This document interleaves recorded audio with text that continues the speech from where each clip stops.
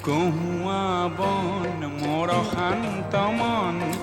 আল ফুল হাতেৰে লোৱা সাবতি এটি এটি ধন যেন মুকুতাৰে ধন এনে হেৰুৱালে নাহে উভতি কহুৱা বন মোৰ শান্ত মন আল ফুল হাতেৰে লোৱা সাবতি